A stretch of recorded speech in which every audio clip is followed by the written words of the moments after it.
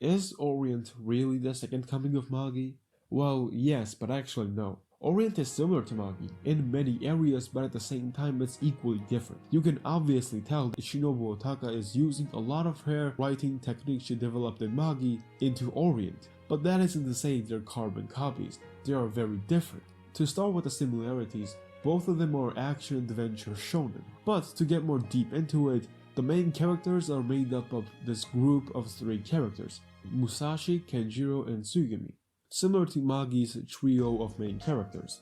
The world of Orient was invaded by demons, these powerful beings who rule the world. For 150 years they have ruled the world, but there are people named Bushi who fight against these demons, these powerful warriors who have the desire to liberate the world and give it back to humans. But that isn't to say all Bushi are good. Some of them are ruthless, corrupt, and evil, giving way to a really nice gradient of morality. No one side is fully evil, and no one side is truly good. The factions are clearly drawn to be good and bad, but among them are evil and good people as well that really mix things up and really paints a nice gray tone when it comes to morality. Orient has one of the best starts to manga I have ever seen. It thrusts you into this world whilst at the same time not be overwhelming. It does not explain every single element of the world right off the bat. For the first volume, you're there just experiencing the world, seeing it through the character's eyes. You get to experience it firsthand and really develop your own understanding independently. This allows you to really get invested to the world, to the characters, and really be interested in everything. Of course, later on, Shinobu Otaka does explain stuff, but it's spaced out in a way that it always keeps your attention. It never becomes redundant. Shinobu Otaka respects the intelligence of her readers. She does not overly explain everything, and a lot of times just shows things visually to convey her points and what she wants the readers to understand. But at the same time, she doesn't overly explain everything. Everything is spaced out, and whenever it does appear, it commands your full attention. To get back to Bushi, it has a very interesting structure. The way they fight is very interesting. In manga, you usually see people just fight independently and training and gaining power. But in Orient, it's very unique.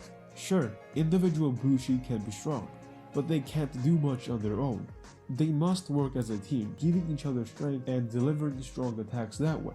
This is one of the few manga where actual mass-scale conflicts are displayed in a strategic light. They don't just charge right in and die for the main character to come in and do the final blow. No, every single unit within these Bushi gangs serve a purpose. They work together to defeat these strong demons. They work together as a team, as a family. Teamwork is hard to pull off, and Orient is one of the very few manga that pulls this off amazingly. The characters in Orient are all well-rounded and fleshed out, and correspondent to their screen time. No one encounter just goes off without paying some kind of a bigger purpose, either to develop a character, display their personality, or have some kind of a plot importance. The development of each character is really nice. Musashi, for example, at the start of the series is very selfish and almost sadistically engaged when it comes to defeating enemies. He directly puts his life on the line for the most stupid of reasons, to take down his first target. But later on he learns that there are people stronger than him, demons he can't defeat on his own, and learns what it actually means to fight as a Bushi. These nuggets of knowledge Musashi gains directly corresponds to his development and how it directly changes his combat approach. Kojiro and Tsugumi also develop a lot. Kojiro slowly developing his reasons for fighting demons and why he is going on adventure with Tsugumi and Musashi. Along with that, Tsugumi also learns how to fight against her trauma and fear and to move on from it so she can be free. All characters are well developed. And for the side characters, the first impressions are really important, and Shinobu Otaka utilizes this to their fullest potential. Every single time a new character is introduced, their first ever appearance, first ever words, and first ever panel directly paints a picture at what kind of a person a character is, what their personality is, what they represent, and all of this is also captured within their design. It's really good, and it really does not waste its time with anything. It utilizes every single moment to its fullest potential. Did you know Orient, the word, actually refers to countries from the Far East? The world in Orient, the manga, takes place in Japanese-style world, so the title really is appropriate for the series.